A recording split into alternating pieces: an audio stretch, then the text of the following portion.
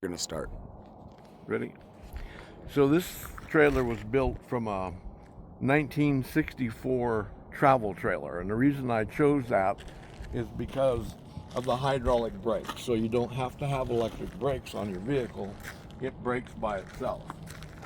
What I put in there is there's spare tires underneath, just like it is in a car. So there's a crank that takes it up and down. These are the batteries for the solar system.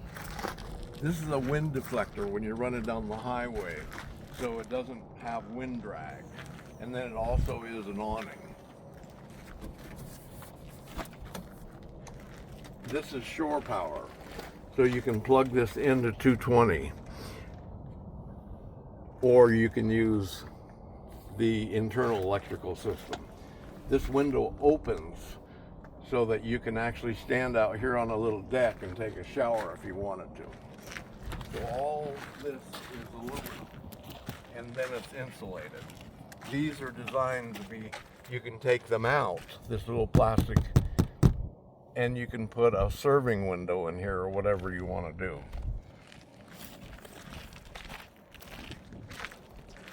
The back of the trailer was designed so you can drive a quad in here if you want to. This door is 4 feet wide.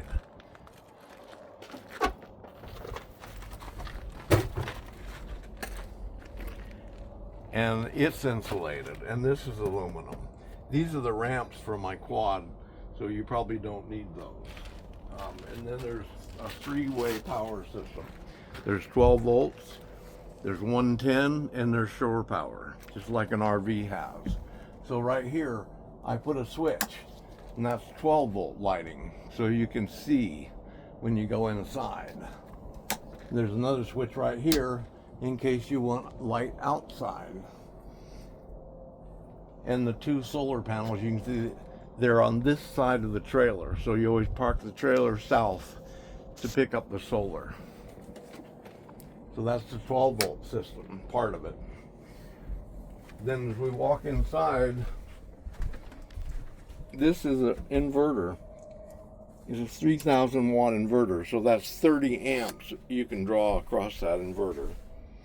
And once that's on, then you have all your 110 lighting. So you have 110 here for lights, you have 110 plugs, and on both sides you have 110 plugs. There's another one over here. Then this is the, if you look underneath here, you see all the plumbing. So I designed this sink specifically, not being a deep sink, so that everything, my fuses, all my water system, everything is easy to access.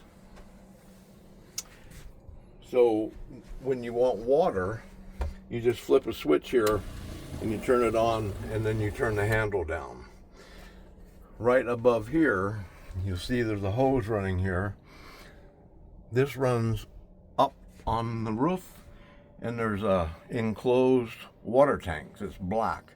So when the sun is shining, about like at noon, you have 95-degree water for washing your hands or doing whatever. This window has a screen on it, just like an RV. So you can open the screen, you can pull that outside and take a shower if you want to. Or it's emergency exit. Okay. This is an 12 volt swamp cooler. So you turn this on, and this little water pump loads the bottom of it. In the summertime, it cools off the place.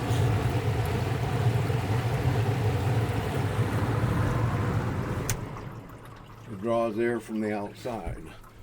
This over here, this venting system, is made for my chemistry, but it can be used for cooking. These just swing down, and you take this off, and you turn the fan on,